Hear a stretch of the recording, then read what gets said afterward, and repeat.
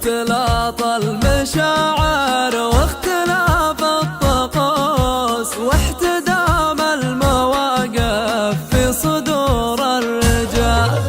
تنبت الشعر نبت تستثير الهجوس، خص لا صار هاجوسك سريع اشتعال. يا حبيبي علامك له وجهك عبوس، اترك الضيق وقرب ايه يعني تعال.